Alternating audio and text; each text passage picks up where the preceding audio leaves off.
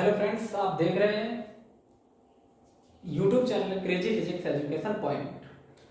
और हम आज अपने इस वीडियो में बात करने वाले हैं क्लास 10th के साइंस के पार्ट फिजिक्स की, यानी कक्षा 10 की विज्ञान पढ़ने वाले हैं। उसमें भी हम भौतिक विज्ञान को पढ़ने वाले हैं। पिछली वीडियो में हम जो है दो टॉपिकों पर चर्चा कर चुके थे। हमने उस दिन चर्चा की थी प्रकाश, एक तो लाइट पे चर्चा की थी, लाइट क्या होती है, और दूसरी लाइट के गुण, और हमने उसके बाद जो चर्चा की थी प्रकाश के परावर्तन पर चर्चा की थी। हमने ये बताया था जब कोई प्रकाश किरण किसी चमकदार समतल से टकराकर वापस लौटती है तो इस घटना को प्रकाश का परावर्तन कहते हैं। और परावर्तन के नियम भी पढ़े थे हमने, पढ़े थे परावर्तन के 2 नियम होते हैं। अब हम एक चीज यहाँ पर एक चीज और याद रखेंगे कि प्रकाश के परावर्तन की घटना वह घटना है जिसमें प्रकाश की एक भी प्रॉपर्टी चेंज नहीं होती है। न ही परावर्तन के बाद प्रकाश का वेग बदलता है, ना ही उसकी चाल बदलती है। चाल या वेग एक ही बात है, ना तो उसका चाल बदलती है और ना ही उसकी फ्रीक्वेंसी आवृत्ति बदलती है, और ना ही उसकी इंटेंसिटी यानी तीव्रता चेंज होती है। एक चीज हम याद रखेंगे। आज हम बात करने वाले हैं मिरर की, और मिरर से पहले हम आज बात करेंगे कि प्रतिबिंब क्या होता है, इमेज क्या होती है। प्रतिबिंब, इसे हम इमेज बोलते हैं। इमेज क्या चीज होती है? इमेज क्या होता है? इमेज देखिए, जब कोई प्रकाश किरण किसी दर्पण या कहेंगे किसी चमकदार तल से टकराकर परावर्तित होती है, और परावर्तन के बाद वह जिस बिंदु पर काटेंगी, प्रकाश की किरणें जो है परावर्तन के बाद जिस बिंदु पर एक दूसरे को प्रतिच्छेदित करेंगी, वही बिंदु जो है क्या कहलाएगा? उस किसी वस्तु यानी जहां से प्रकाश किरणें चली थी, जिस वस्तु से, उस वस्तु की इमेज कहलाएगा, उस वस्तु का प्रतिबिंब कहलाएगा। तो इमेज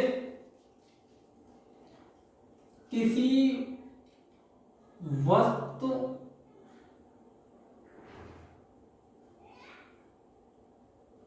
से चलने वाली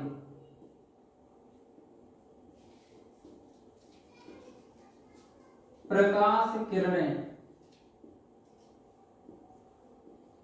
परावर्तन अथवा अपवर्तन भी कह सकते हैं, अथवा अपवर्तन के बाद, अपवर्तन कहां से होगा? लेंस से।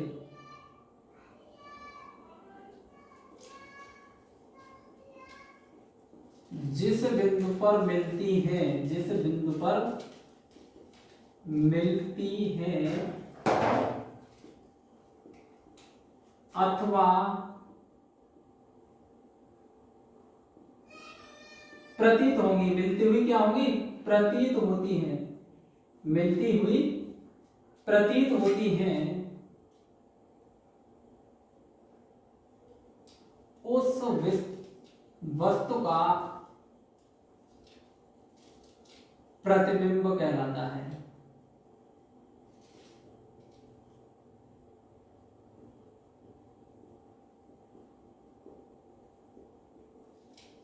क्लियर?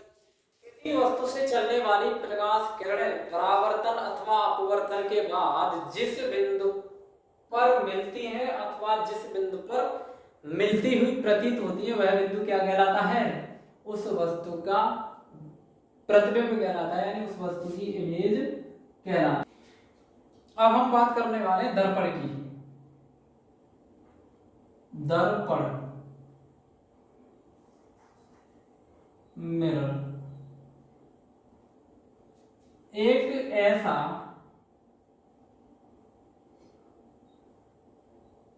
चिकना समतल जिस पर AgNO3,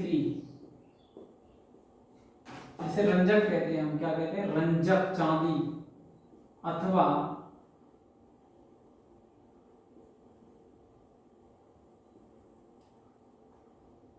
lead oxide PbO, lead oxide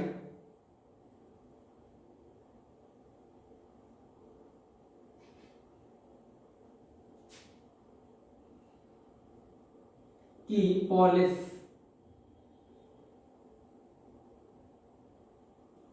की गई हो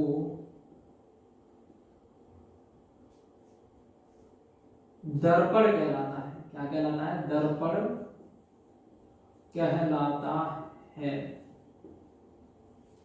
एक ऐसा चिकना पृष्ठ जिस पर चांदी अथवा लेड ऑक्साइड की पॉलिश की गई हो तो वो क्या कहलाएगा? दर्पण कहलाएगा। और ये पृष्ठ क्या होगा? परावर्तन करने लगेगा, लाइट का क्या करने लगेगा? रिफ्लेक्शन करने लगेगा। अब हम यहाँ पर पढ़ेंगे दर्पण के प्रकार। तो दर्पण के हम दो प्रकार पढ़ने वाले हैं। दर्पण के प्रकार, types of mirror, types of mirror. तो दर्पण के दो प्रकार होते हैं। कितने प्रकार होते हैं? दो प्रकार। पहला होगा हमारा गोलीय दर्पण और दूसरा होगा हमारा समतल दर्पण। हमारे सिलेबस में केवल गोलीय दर्पण है और गोलीय दर्पण जो है ये भी कितने प्रकार का होगा? दो प्रकार का होगा। नंबर 1 उत्तल दर्पण और नंबर 2 हमारा होगा अवतल दर्पण। कॉन्वेक्स मिरर और कॉनकेव मिरर, ये दो हमारे गोलीय दर्पण होंगे। तो आज हम गोलीय दर्पणों को ही पढ़ेंगे। स्क्रीनशॉट लीजिए, फिर हम आगे बढ़ते हैं।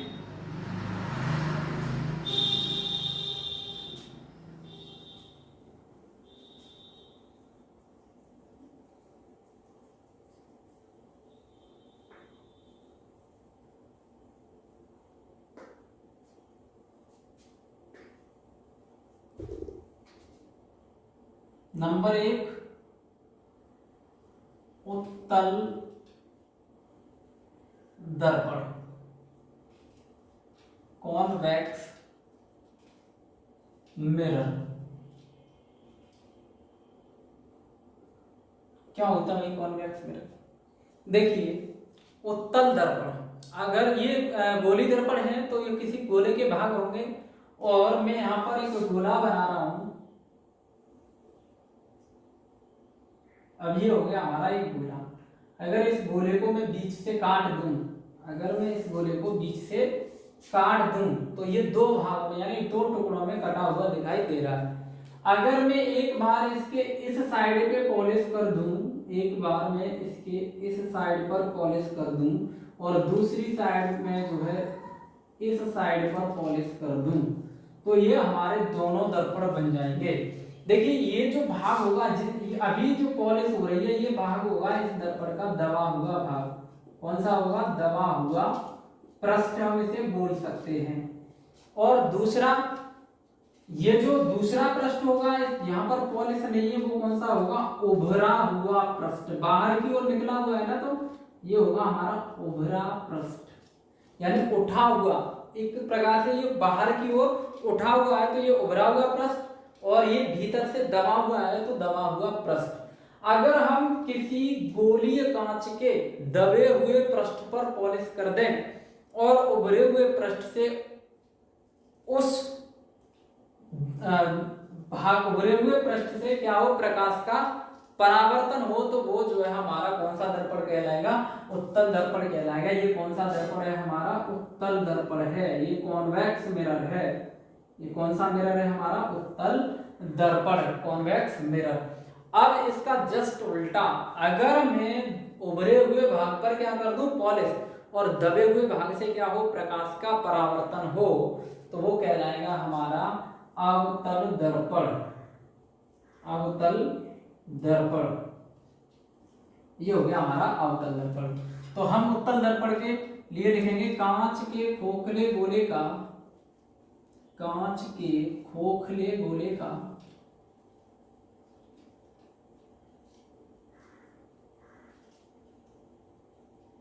वह भाग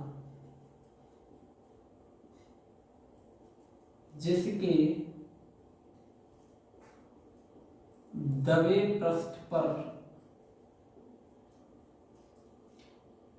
पॉलिश, कलई भी कह सकते हैं, की जाती है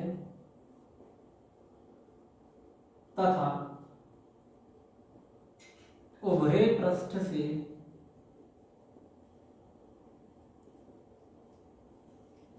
प्रकाश का परावर्तन होता है। प्रकाश का परावर्तन होता है, क्या कहलाता है? हमारा कॉन्वेक्स मिरर कहलाता है। कॉन्वेक्स मिरर कहलाता है। कॉन्वेक्स मिरर कहलाता है। ठीक, अगर मैं ये अपने हाथ को इस तरह से रखूं, ये इस तरह से, और मैं इसे जो है इस तरह से रखूंगा, तो ये भाग कौन सा होगा? उभरा हुआ भाग होगा, और ये दबा हुआ भाग। इस भाग पर पॉलिश कर दूं तो परावर्तन कौन से भाग से होगा? इस भाग से होगा। तो ये जो इस भाग से परावर्तन यानी उठे हुए भाग से क्या हो परावर्तन, वो कहलाता हमारा उत्तल दर्पण। जस्ट इसका उल्टा कर दूं, अब मैं इधर क्या कर दूं, इस साइड में पॉलिश कर दूं, और इस साइड से क्या हो प्रकाश का, यानी प्रकाश किरण इससे टकराएगी, टकरा करके वापस होगी, तो ये कहलाएगा हमारा अवतल दर्पण।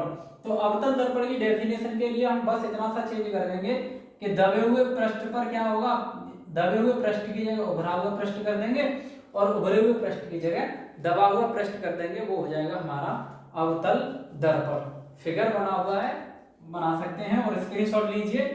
बस अवतल दर्पण में क्या करना है, यहाँ उभरा पृष्ठ करना है और यहाँ पर दबा हुआ पृष्ठ करना है। एक दूसरे को इंटरचेंज कर देना है, एक्सचेंज कर दीजिए, इसे उठा करके यहाँ रख दीजिए, इसे उठा करके यहाँ रख दीजिए। वो कौन से मिरर की डेफिनेशन हो जाएगी? अवतल दर्पण की, कल के वो मिरर की डेफिनेशन हो जाएगी। क्लियर? तो स्क्रीनशॉट लीजिए, फिर हम आगे बढ़ते हैं।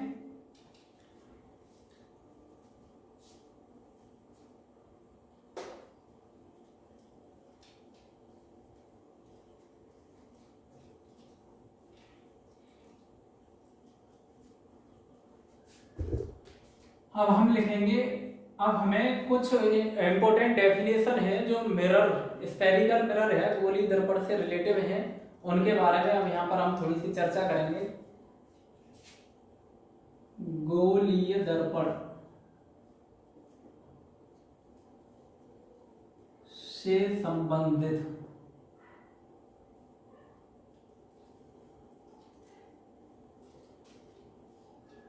परिभाषाएं।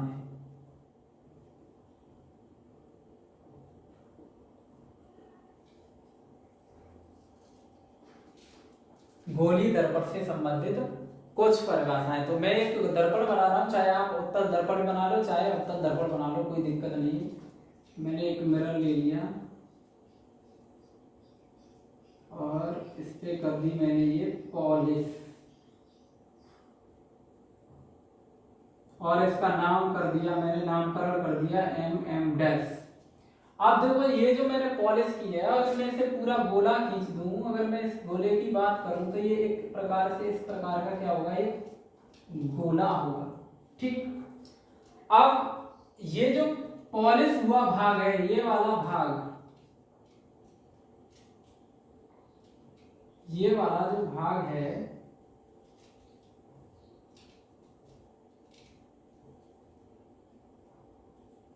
ये भाग हमारा क्या कहलाएगा, MM- क्या कहलाएगा, जैसे इसका नाम जो हो जाएगा, इसे बोलेंगे हम परावर्तक तल। जितने तल पर, जितने पृष्ठ पर पॉलिश की जाएगी वो क्या कहलाएगा, हमारा परावर्तक तल कहलाएगा। अब यहाँ पर परावर्तक तल का जो मध्य बिंदु होगा, मिडिल पॉइंट, वो कहलाएगा हमारा पोल।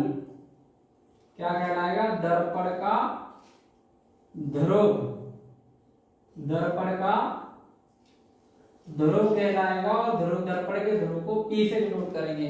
अब हम बात करेंगे, ये जो दर्पण है, जिस खोखले गोले का भाग है, उसका जो सेंटर होगा, केंद्र, वो कहलाएगा दर्पण का वक्रता केंद्र। ये कहलाएगा हमारा वक्रता केंद्र, सेंटर ऑफ कर्वेचर, और इसे सी से डिनोट करते हैं। ठीक, इसके बाद वक्रता केंद्र से ध्रुव P के बीच की दूरी, वक्रता केंद्र से ध्रुव P के बीच की दूरी कहलाएगी हमारी वक्रता त्रिज्या। क्या कहलाएगी? वक्रता त्रिज्या। और वक्रता त्रिज्या को हम कैपिटल R से डिनोट करते हैं। अब मैं इसे थोड़ा सा आगे बढ़ा दूं ये इस तरह से, तो दर्पण के ध्रुव और वक्रता केंद्र से होकर जाने वाली सीधी रेखा, ऋज रेखा, सीधी रेखा कहलाती है मुख्य अक्ष। क्या कहलाती है? दर्पण का मुख्य अक्ष कहलाती है। अब हम बात करेंगे फोकस दूरी और मुख्य फोकस की। तो मुख्य फोकस की डेफिनेशन बाद में पढ़ेंगे, लेकिन इतना याद रखेंगे, मुख्य फोकस हमेशा दर्पण के ध्रुव और वक्रता केंद्र के बीच में होगा, मुख्य फोकस। और मुख्य फोकस से ध्रुव के बीच की दूरी कहलाएगी हमारी फोकस दूरी। क्या कहलाएगी? फोकस दूरी। और इसे स्मॉल f से डिनोट करते हैं।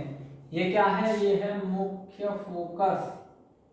f क्या है? मुख्य फोकस। तो ये दर्पण हो गया, और दर्पण से रिलेटेड कुछ इंपॉर्टेंट फैक्ट हैं, उन्हें हम जानेंगे। गोलीय दर्पण का वह भाग यानी जिस पर पॉलिश की जाती है क्या कहलाता है? वो परावर्तक तल कहलाता है। क्या कहलाता है? परावर्तक तल कहलाता है।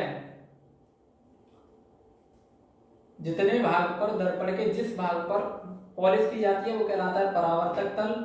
और ये जो परावर्तक या दर्पण जिस खोखले गोले का भाग होता है उसका केंद्र क्या कहलाएगा? वक्रता केंद्र। दर्पण परावर्तक तल का बिल्कुल मध्य बिंदु, ठीक मिडिल पॉइंट क्या कहलाता है? दर्पण का ध्रुव कहलाता है। दर्पण के ध्रुव से केंद्र के बीच की दूरी, दर्पण की वक्रता त्रिज्या, रेडियस ऑफ कर्वेचर। अब इन दोनों के बीच में क्या होगा? मिडिल, इन दोनों के बीचों बीच होगा मुख्य फोकस, और मुख्य फोकस से ध्रुव के बीच की दूरी फोकस दूरी, और दर्पण के वक्रता केंद्र तथा दर्पण के ध्रुव से जाने वाली सीधी रेखा कहलाएगी हमारी मुख्य अक्ष। ठीक, ये हो गई दर्पण से रिलेटेड कुछ इंपॉर्टेंट फैक्ट। अब यहाँ पर हमें जो इंपॉर्टेंट डेफिनेशन है जो एग्जाम में मैक्सिमम पूछी जाती है, 100% जिसके चांस रहते हैं, वो है दर्पण का मुख्य फोकस क्या होता है? दर्पण का मुख्य फोकस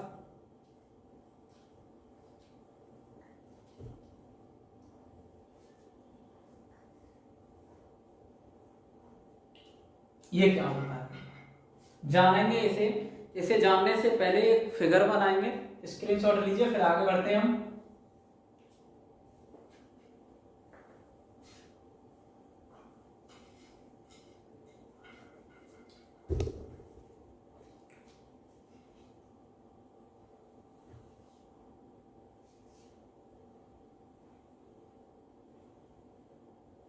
ये हमारा दर्पण हो गया। कौन सा दर्पण हो गया? अवतल दर्पण। कौन सा दर्पण हो गया?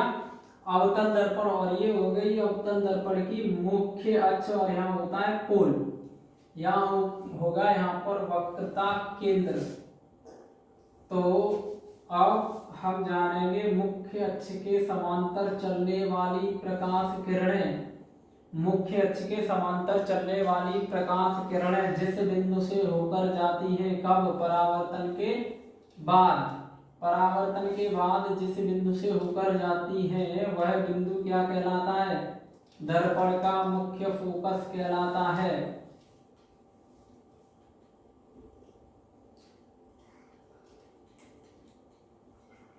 मुख्य अक्ष के समांतर चलने वाली प्रकाश किरणें परावर्तन के पश्चात जिस बिंदु से होकर जाती हैं, कब? अवतल दर्पण में। कौन से दर्पण में? अवतल दर्पण में। वह कहलाता है हमारा अवतल दर्पण का मुख्य फोकस। ठीक, अब दूसरा,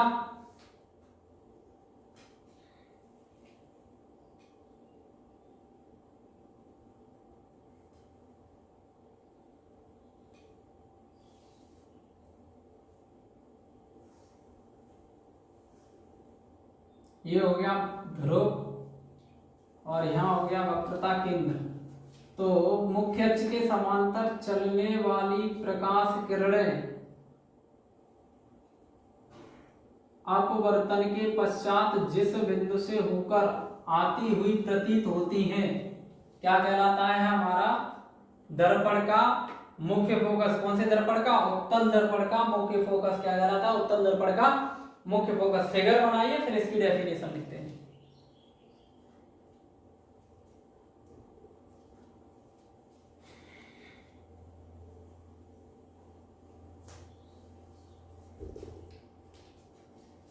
तो इसकी डेफिनेशन होगी दर्पण के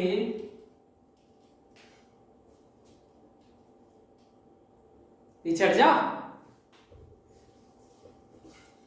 हाँ, दर्पण का मुख्य फोकस, दर्पण के मुख्य अक्ष के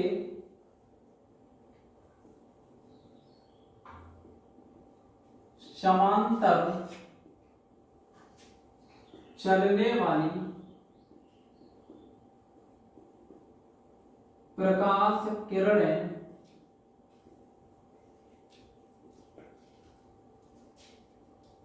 परावर्तन के पश्चात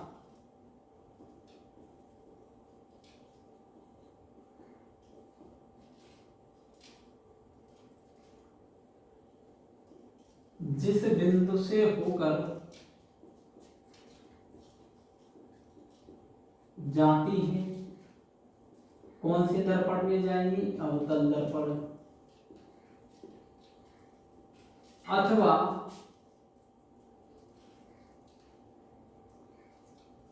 जिस बिंदु से होकर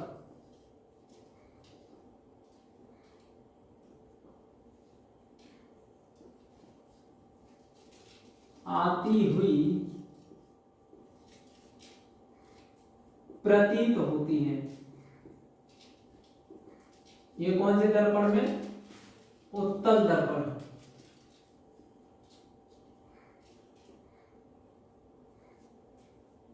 होती है, दर्पण का मुख्य फोकस कहलाता है। और मुख्य फोकस को कैपिटल एफ से प्रदर्शित करते हैं, कहलाता है। क्लियर? आप मुख्य फोकस से दर्पण के ध्रुव की बीच की जो डिस्टेंस होगी वो फोकस दूरी होगी। या नोट करके एक चीज हम यहां जानेंगे, उत्तल दर्पण की वक्रता त्रिज्या एवं फोकस दूरी उत्तल दर्पण की वक्रता त्रिज्या एवं फोकस दूरी सदैव पॉजिटिव होगी। सदैव कैसी होगी? पॉजिटिव, धनात्मक होगी, सदैव पॉजिटिव होगी। अवतल दर्पण की